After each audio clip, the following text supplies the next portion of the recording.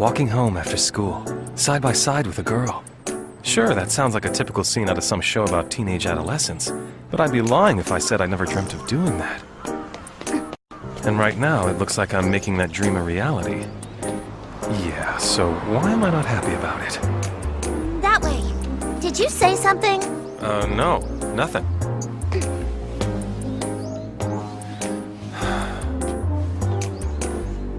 Pretty soon, we'll be in front of Nagato's condo.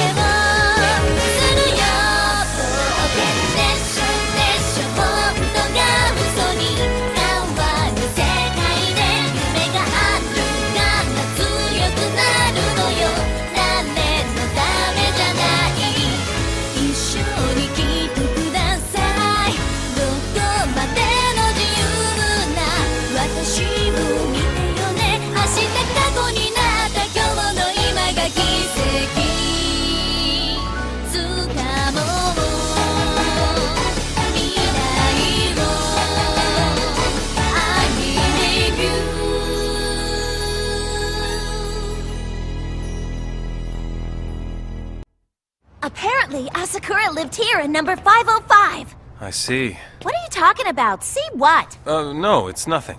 And by the way, how do you plan on getting in there? You got the code for the door or something? No, I don't. But I'm sure if we just wait around long enough...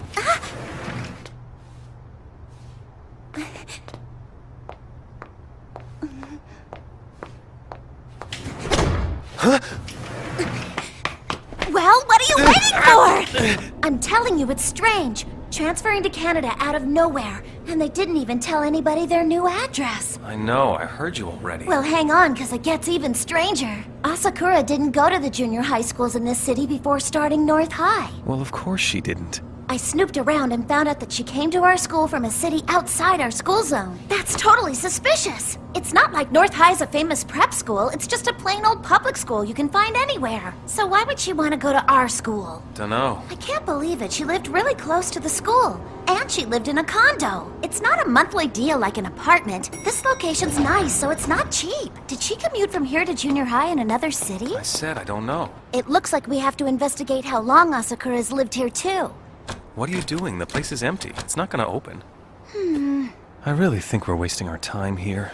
Then we're going to the manager's office. Do you honestly think they're just gonna hand over the keys? No, I'm gonna ask the manager how long Asakura lived here. Come on! Let's just give up and go home. Even if we find out, there's nothing we can really do about it. Move it! We're both friends of Miss Ryoko Asakura, who lived here, and we heard she moved away suddenly. And we're wondering if you could help us with something. We need to get a hold of her, but she didn't leave us her address. Did she happen to tell you where she was moving? Also, I was wondering if you could tell us if you knew how long Miss Asakura has lived here. Wow, I wasn't really expecting her to be so lucid. We want to know what Miss Ryoko Asakura's new address is, and we want to know how long she lived here! Ah, that's right. You mean Miss Asakura in number 505. Funny thing about that, I don't recall seeing any moving van out front, but the place was emptied out. That really surprised me. Wow, that's strange. No moving van? Don't know where she moved to either. I don't know where to forward any of their mail or packages that might show up. It's all a bit troubling. Do you know how long she lived in number 505? I'm thinking maybe since 3 years ago. I remember well because a pretty young girl came by with a box of old-fashioned sweets for me. What about her parents? Did both of them work? Do you happen to know what her mother and father did for a living? Not a clue. Come to think, I only saw the girl every now and again. And I never saw her parents, never even said hello to them. The condos here are pretty expensive, aren't they? I doubt that anyone would take out a loan for a place like this just for their daughter to live all by herself. They paid cash. They paid for the whole thing up front in cold, hard cash. I always thought the family was filthy rich. Maybe she should be a detective. She sure knows how to get answers. At least I wish I could have said goodbye to her. It's a shame, you know. By the way, you're quite a looker if you don't mind me saying so. Thank you very much for all of your time, sir. Hey, boy. That one's gonna grow up to be a heck of a catch. Don't you let her get away now, here?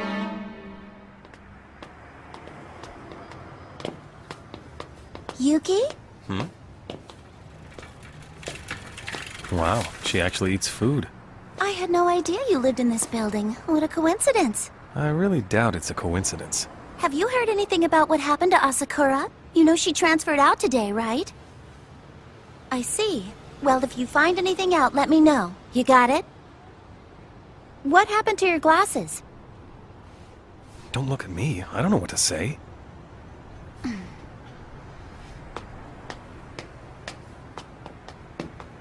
Be careful.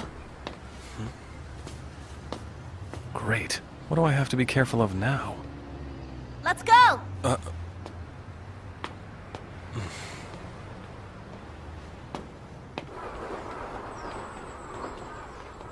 So what's next? Where are you planning on going now? I don't know. Okay.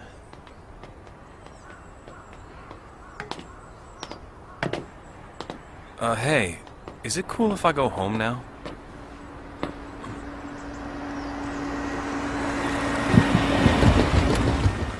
You know, Kyon, have you ever realized just how insignificant your existence on this planet really is? Now what is she talking about? It happened to me, and I'll never forget it. Back when I was in the 6th grade, my whole family went out to go watch a baseball game at the stadium. I didn't really care about baseball, but I was surprised by what I saw when we got there. Everywhere I looked, I saw people. On the other side of the stadium, the people looked so small, like little moving grains of rice. It was so crowded, I thought that everyone in Japan had to be packed in there. So I turned to my dad and asked him, "Do you know how many people are here right now?" He said since the stadium was full, probably 50,000.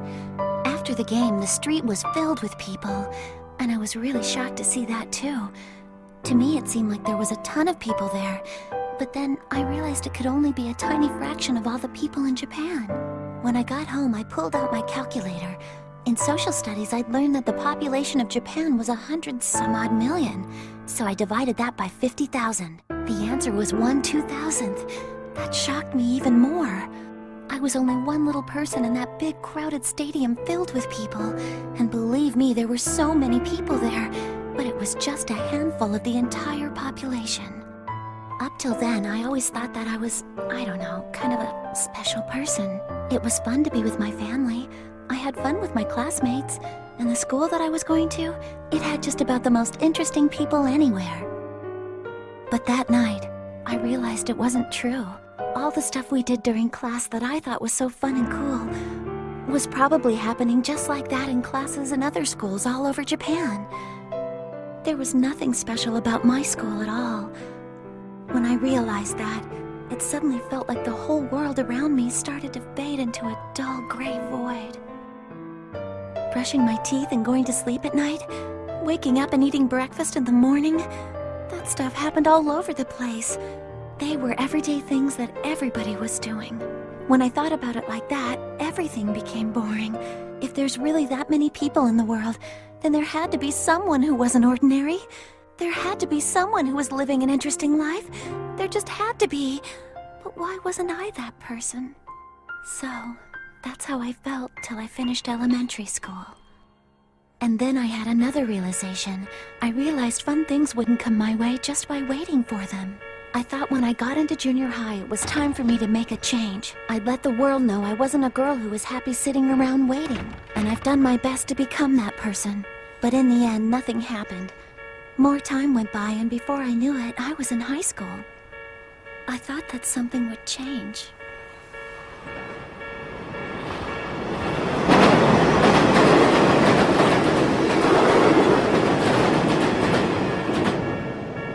The passing train gave me a moment to think about my response. Should I voice an opposing viewpoint? Maybe I should wax philosophical about her dilemma. I see. I must be getting melancholic if that's the best I could come up with. I'm going home.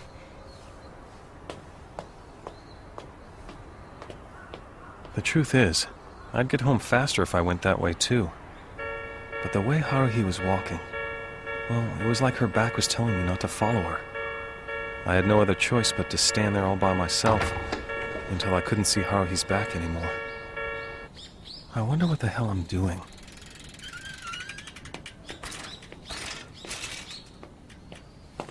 Hello there. I was thinking that perhaps today I'd make good on that promise I made you. So I've just been hanging around out here until you got home. You're sounding a little bit like you know where I've been all day. Would you mind explaining that to me? If it's possible, do you think you might have a little time to spare for me right now? Is it something to do with Suzumiya? It's something to do with Miss Suzumiya. It's pretty amazing that this taxi showed up just when you needed it. Yeah, weird. So the other day you asked me to show you some proof that I'm an Esper. You still want to see it? That perfect opportunity I was talking about's popped up, so I thought I'd have you join me. Why do we need to go so far out of town to do this? We're gonna have to drive a little ways if you want to see my abilities as an Esper. It's timing, really. A certain place, the right conditions. So now we're heading out towards just such a location, and it meets all the requirements in exactly the right ways. Do you still think that Haruhi's some kind of god or something? Let me ask you this. Do you know what the anthropic principle is? Nope, never heard of it. Okay then, here goes. Basically, this is the theory that the universe is the way it is right now simply because human beings could observe it and determine that it was the way it is. So did you get all that? I didn't get any of it. How about I observe, therefore the universe is, or something along those lines. In other words, on this particular world, there are sentient beings that are called humans. Now then, by discovering the laws of physics and constants, human beings can observe the fact that the universe actually exists at all. When that happens, the existence of the universe becomes apparent. Therefore, we can say if the human beings who observed the universe hadn't actually evolved as far as they did, then there wouldn't be any observations, and the universe wouldn't have anyone to acknowledge its existence. So it wouldn't really matter if the universe existed or not. The universe is because human beings know it is. Anyway, that's the reasoning from the human perspective. You're kidding, right? I mean, with or without humans, the universe is still the universe. Well, that's also correct. Therefore, the anthropic principle isn't anything more than a speculative theory. However, this theory does bring up an interesting dilemma. Why was the universe created in such a way that human beings could survive in it? It would only take a slight change in the gravitational constant or particle mass ratio for the universe to not allow a planet like the Earth to exist. Okay, you sound like one of those pamphlets from some kooky religion that's into science and technology. Actually, I don't really believe that humans were created by a god or some omnipotent being. With all I've seen, something like that doesn't make sense. I say that, but I still have doubts. About what? Sometimes I get the feeling that we're all just a bunch of clowns standing on our tiptoes at the edge of a great abyss. No, I'm just kidding. Look, I don't understand a thing you just said. The reason I went into the whole anthropic principle thing was to draw a comparison. I haven't even gotten to Miss Suzumiya yet. And that's another thing. Why are you and Nagato and Miss Asahina all so obsessed with Haruhi? Well, I can't speak for the others, but I think she's charming. Anyway, let's get back to business. I was wondering if you remember the stuff I once explained to you about how the world may have in fact been created by Miss Suzumiya. Although it's annoying as hell, yeah, I do remember you saying that. She has the power to turn anything she wishes for into a reality. Oh, come on, you can't seriously believe that's true. Miss Suzumiya was positive that aliens existed, and then she wished that there was such a thing. That's why Yuki Nagato's here. She wanted to meet people from the future, so she wished for that too. And that's why Mikuru Asahina showed up here. And as for myself, she wished for Espers to be a reality, and lo and behold, here I am at your service, sir. Like I said, how do you know all this anyway? Well, about 3 years ago... I'm a little sick of hearing about this 3 years ago crap. 3 years ago, and without any warning, I just knew I had these powers, and I also knew how I should use them. And I wasn't alone. There were other people who had the same experience as me at the same time. And get this, all of us knew that Haruhi Suzumiya was the reason for it. I can't explain why. It was just something that all of us knew.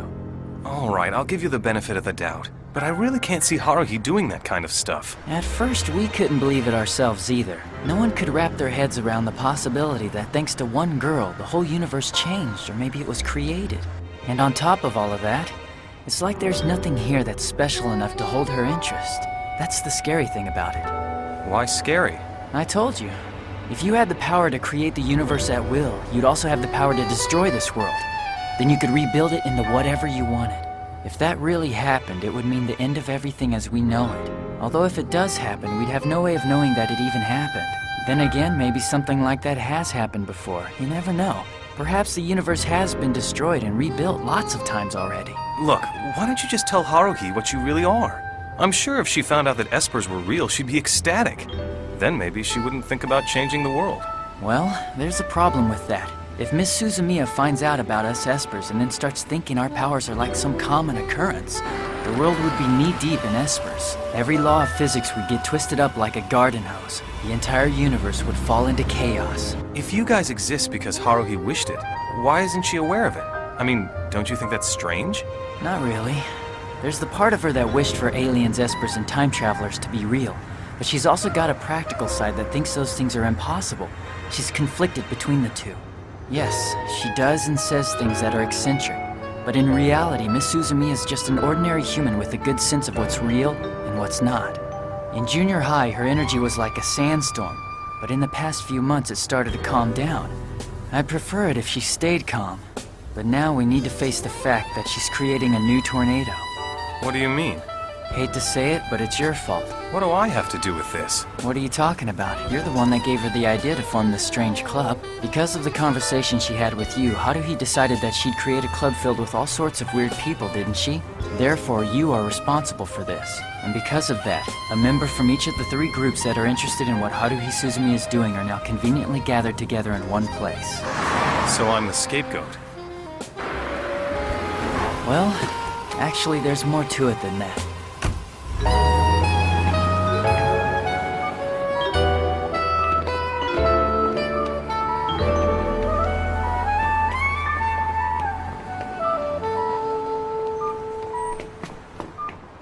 I hate to say this after dragging you all the way out here, but if you prefer to go back, it's not too late. You gotta be kidding me. All right then, so could you do me a favor and close your eyes? It'll only take a couple of seconds.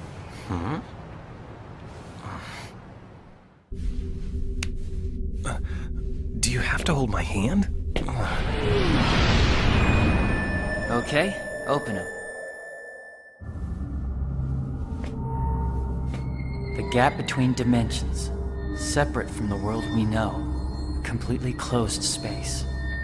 And in the middle of this crosswalk is the wall for this closed space. It's about 5 kilometers wide, and normally there isn't any physical way of entering the space. But that's one of the powers I have. That is, when the conditions are right. If you can picture a dome that's been plopped down over the city, well, we're standing in it. As we're in here, talking, life goes on as normal in the world outside the space. And normal folks wandering in here, well, that doesn't happen too often. Now, closed space is created completely at random. Sometimes they pop up every other day, and sometimes you won't see one for a couple of months. One thing's for sure, though. Whenever Miss Suzumiya gets emotionally unstable, it creates a space like this, somewhere. I can sense when closed space is created, and I know where to go to find the door to get in. My powers aren't limited to finding these things and getting into them. You could say that my powers somehow reflect upon the things within Miss Suzumiya's consciousness.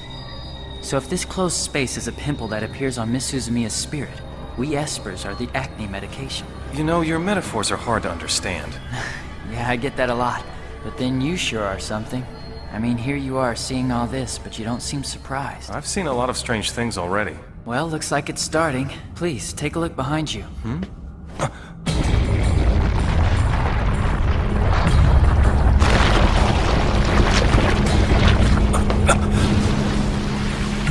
When Miss Suzumiya's irritation level gets to a certain point, these giants suddenly appear. I think it's a form of stress relief for her, with those things acting out on her behalf and destroying stuff. I mean, she can't go causing riots or anything in the real world, so she creates a closed space and she's free to unleash her fury inside it. Don't you think that's logical? I mean, that thing really shouldn't be able to support its own weight. It seems to transcend the laws of physics, doesn't it? Even if you brought an army unit in to fire rockets at it, it still wouldn't stop that thing. So you mean that thing just keeps tearing stuff up?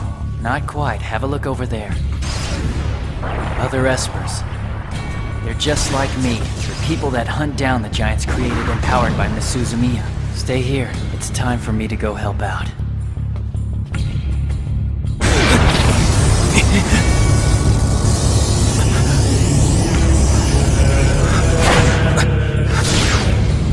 I can't believe this is happening.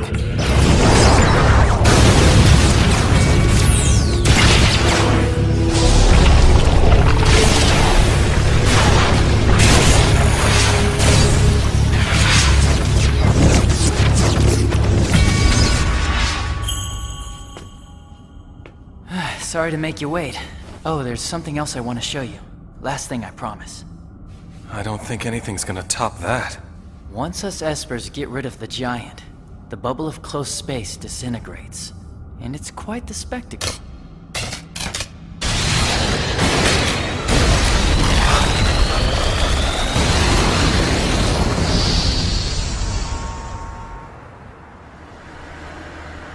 So, now do you understand? No. We have a name for that giant you saw. We call him Shinjin, a man that's made by God. The Shinjin are linked to Miss Suzumiya's mental state, and so are we. Stop me if this starts to get confusing. When a closed space is created, the Shinjin rise up and take the form of giants. That's when I get to unleash my supernatural powers. However, I can only use them within the confines of the closed space. Right now, sitting in this cab, I don't have any powers at all. You're probably wondering why I've been given these powers, right? I guess it would have been okay for anybody to have them. I just happen to be the one chosen. And as for the Shinjin, we can't leave them alone to do what they want. The reason is that the more stuff the Shinjin get to destroy, the bigger the closed space becomes. That space we were just in, believe it or not, that was one of the smaller ones. If we left it alone, it'd keep on growing, getting bigger and bigger until it covered the world. If that happens, the world ends. The gray void of the closed space would replace the world we live in now. But how do you know it would happen like that? I don't know how I know, I just know that I know, you know? And the same goes for everyone else that belongs to the organization. If we don't do something about all this, the world doesn't stand a chance at all. It's such a bother.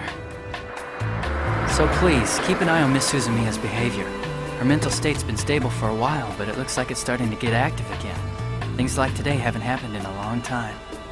Even if I do keep an eye on Haruhi, don't you think I'm a little out of my league here? Hey now, don't sell yourself so short. If it were up to me, I'd let you handle all this stuff by yourself, because if there's anyone I trust, it'd be you. But there's many different opinions among us, and things are definitely complicated. Koizumi tells me to keep an eye on Haruhi's behavior. And for some reason, Nagato tells me to be careful. Even though both of them warned me, I really didn't think anything would happen right away. If I could see into the future and know that the very next day, I'd be in the middle of one of the hairiest situations ever in my life, I'm sure I wouldn't have been as calm as I was right then.